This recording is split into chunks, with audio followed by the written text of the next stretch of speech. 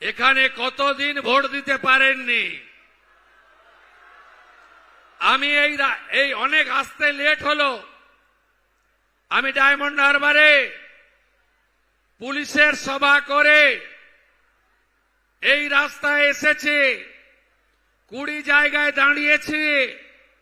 একটাই প্রশ্ন ছিল আমার, কতদিন ভোট দিতে পারেননি।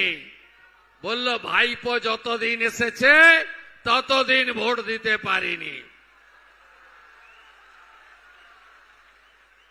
এই পুনর্নির্বাচন শুধু একটা এমএলএ জেতানোর নির্বাচন নয়।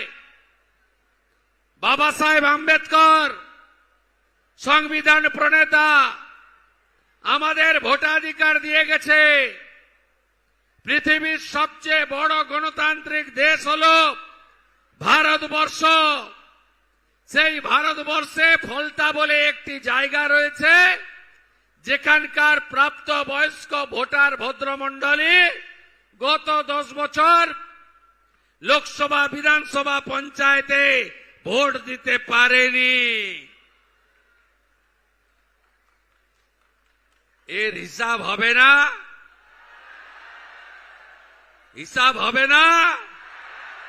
হ্যাঁ, আইন হাতে তুলে নেবেন না।